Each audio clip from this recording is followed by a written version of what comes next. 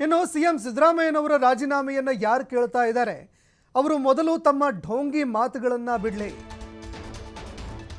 ರಾಜೀನಾಮೆ ಕೇಳುವವರ ಮೇಲೆಯೇ ಕೇಸ್ಗಳಿದಾವೆ. ಯಾರ್ಯಾರು ರಾಜೀನಾಮೆ ಕೇಳ್ತಾ ಇದ್ದಾರೆ ಸಿಎಂ ಅವರನ್ನ, ಅವರ ಮೇಲೇನೆ ಕೇಸ್ಗಳಿದಾವೆ, ಅನೇಕ ಕೇಸ್ಗಳಿದಾವೆ. ಅವರು ರಾಜೀನಾಮೆ ಕೊಟ್ಟ ಮೇಲೆ ಕೇಳುವಂತಹ ನೈತಿಕತೆ ಅವರಿಗೂ ಕೂಡ ಇರುತ್ತೆ. ಮೈಸೂರಿನಲ್ಲಿ ಕಂದಾಯ ಸಚಿವ ಕೃಷ್ಣ ಬೈರೇಗೌಡ ಹೇಳಿಕೆ ಕೊಟ್ಟಿದ್ದಾರೆ.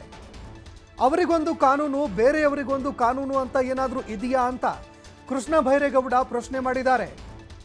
ಯಾರ ಮೇಲೆ ಎಫ್ಐಆರ್ ಆಗಿದೆ, ಯಾರ ಮೇಲೆ ಚಾರ್ಜ್ ಶೀಟ್ ಇದೆ, ಯಾರು ಬೇಲ್ ಮೇಲೆ ಇದ್ದಾರೆ, ಅವರ ಸ್ಥಾನಗಳಿಗೆ ಮೊದಲು ಅವರು ರಾಜೀನಾಮೆ ಕೊಡಲಿ.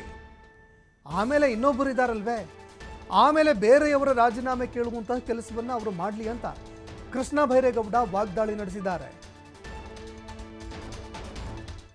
ಕರ್ಕೊಂಡ್ಬಂದು ಅವ್ರ ಕೈಲಿ ಅರ್ಜಿ ಕೊಡಿಸ್ತೀರಿ. ಅರ್ಜಿ ಕೊಟ್ಟ 1 ತಿಂಗಳು 10 ದಿನದಲ್ಲಿ ಡಿನೋಟಿಫಿಕೇಶನ್ ಆಗುತ್ತೆ. ಇವೆಲ್ಲ ಬಹಳ ಕಾನೂನುಬದ್ಧವಾಗಿ ಆಗಿದೆ ಅಲ್ವಾ, ನ್ಯಾಯಸಮ್ಮತವಾಗಿ ಆಗಿದೆಯಾ? ಸೊ ಹಾಗಾಗಿ ಮಾಡಬಾರದನ್ನೆಲ್ಲ ಮಾಡ್ಬಿಟ್ಟು ಇವತ್ತು ಅದನ್ನೆಲ್ಲ ಮರ್ತೋಗ್ಬಿಟ್ಟು ಸಿದ್ದರಾಮಯ್ಯನವರು ರಾಜೀನಾಮೆ ಕೊಡಬೇಕು ಅಂತ ಅವರು ಕೇಳ್ತಾರೆ, ಎಲ್ಲರೂ ಕೇಳ್ತಾರೆ. ಇವರೇ ಮಾಡಿದ್ದಾರೆ ಇದನ್ನೆಲ್ಲ. ಫಸ್ಟ್ ಅವ್ರು ರಾಜೀನಾಮೆ ಕೊಟ್ಬಿಟ್ಟು ಆಮೇಲೆ ಮಾತಾಡ್ಲಿ. ಇವರೆಲ್ಲಾರ್ದು ಇದೆಯಲ್ಲ, ಈಗ ಎಫ್ಐಆರ್ ಇವ್ರ ಮೇಲೂ ಆಗಿದೆ, ಲೋಕಾಯುಕ್ತ ತನಿಖೆ ಆಗಿದೆ, ಡಿನೋಟಿಫಿಕೇಶನ್ ಅಲ್ಲಿ ಭಾಗಿಯಾಗಿದ್ದಾರೆ. ಇವರೆಲ್ಲ ಕೊಟ್ಬಿಟ್ಟು ಮಾತಾಡ್ಲಿ.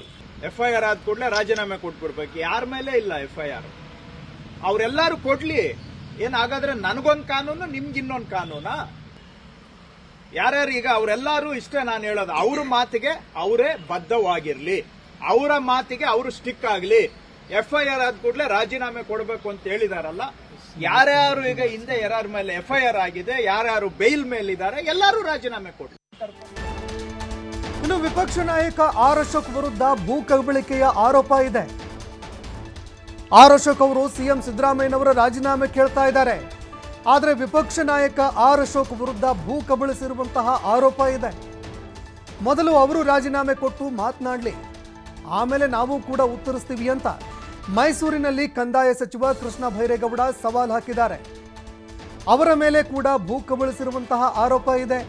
ಅವರು ರಾಜೀನಾಮೆ ಕೊಡಬೇಕಲ್ವೇ, ಮೊದಲು ಅವರು ರಾಜೀನಾಮೆ ಕೊಡಲಿ, ಆಗ ಉತ್ತರಿಸ್ತೀವಿ ಅಂತ ಕಿಡಿಕಾರಿದ್ದಾರೆ. ಅಶೋಕ್ ಡಿನೋಟಿಫಿಕೇಶನ್ ಮೊದಲೇ ಜಮೀನು ಕೂಡ ಖರೀದಿ ಮಾಡಿದ್ದಾರೆ. ಯಾವಾಗ ಡಿನೋಟಿಫಿಕೇಶನ್ ಆಗಬೇಕಾಗಿತ್ತು ಅದಕ್ಕಿಂತ ಮುಂಚೆನೇ ಜಮೀನು ಖರೀದಿ ಮಾಡಿದ್ದಾರೆ. ಬಿಡಿಎ ಜಮೀನನ್ನೇ ಯಾರದ್ದೋ ಹೆಸರಿನಲ್ಲಿ ಖರೀದಿ ಮಾಡಿದ್ದಾರೆ. ಇವರು ಮಾಡಿರೋದು ನ್ಯಾಯನಾ ಅಂತ ಕೃಷ್ಣ ಬೈರೇಗೌಡ ಪ್ರಶ್ನೆ ಮಾಡಿದ್ದಾರೆ. ಇವರು ಬಿಡಿಎಗೆ ವಂಚನೆ ಮಾಡಿ ಜಮೀನನ್ನ ಖರೀದಿ ಮಾಡಿರೋದು. ರಾಮಸ್ವಾಮಿ ಎಂಬ ವ್ಯಕ್ತಿಯಿಂದ ಡಿನೋಟಿಫಿಕೇಶನ್ ಅರ್ಜಿ ಕೊಟ್ಟಿದ್ದಾರೆ. ಇನ್ನು ರಾಮಸ್ವಾಮಿಗೂ ಈ ಜಮೀನಿಗೂ ಏನ್ರಿ ಸಂಬಂಧ ಅಂತ ಪ್ರಶ್ನೆ ಮಾಡಿದ್ದಾರೆ. ಅರ್ಜಿ ಕೊಟ್ಟು 10 ದಿನಗಳಲ್ಲೇ ಡಿನೋಟಿಫಿಕೇಶನ್ ಮಾಡಿಸ್ಕೊಂಡಿದ್ದಾರೆ. ಇವರು ನ್ಯಾಯಬದ್ಧವಾಗಿ ಮಾಡಿದ್ದಾರಾ ಅಂತ ಪ್ರಶ್ನೆ ಮಾಡಿದ್ದಾರೆ.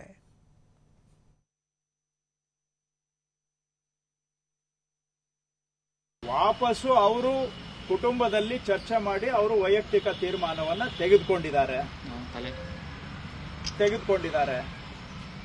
ಹಿಂದೆ ಇದು ಆರ್ ಅಶೋಕ್ ಅವರ ಕೇಸಲ್ಲೂ ಕೂಡ ಇದು ಏನು ಡಿನೋಟಿಫೈ ಮಾಡಿರುವಂತಹ ಜಮೀನು.